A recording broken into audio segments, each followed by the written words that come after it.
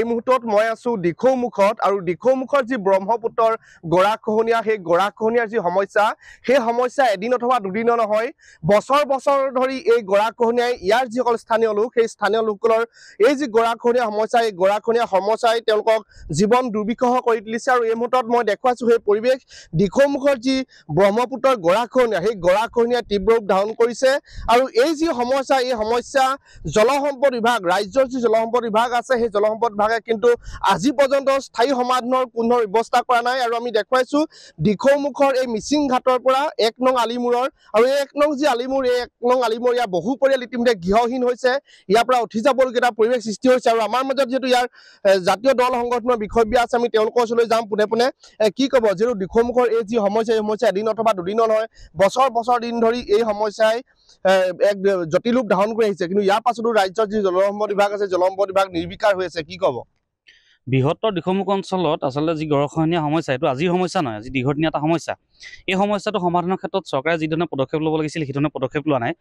গৰাখহনীয়াটো আজি আপুনি দেখিছে এইডোখৰত আছে অহা বছৰ দেখিব আৰু বহুত ডোখৰ সহায় নিব তেনেধৰণে আচলতে ব্ৰহ্মপুত্ৰৰ বুকুৱে বহুতখিনি মাটি আচলতে নিজৰ বুকুত সামৰি লৈছে ইমান সহায় তাৰ পাছতো কিন্তু জলসম্পদ বিভাগটোৱে হওক বা চৰকাৰে হওক এই ক্ষেত্ৰত উচিত পদক্ষেপ লোৱা নাই ইয়াত উচিত পাৰ্ক ৰূপায়ণ কৰি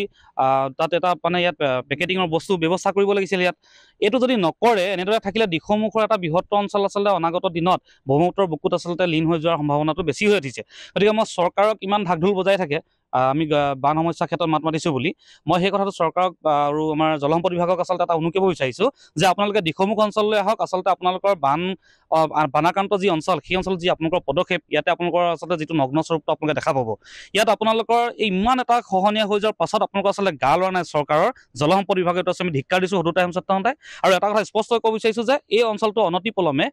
যিটো আমাৰ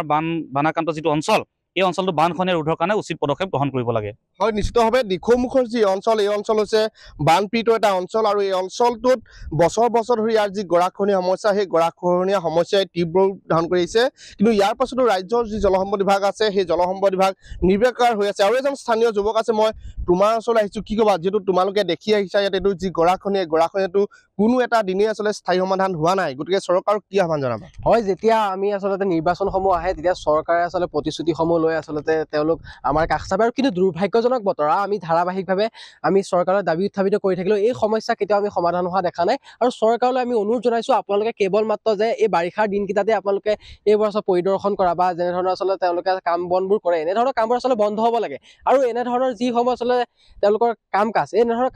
কাম কাজবোৰ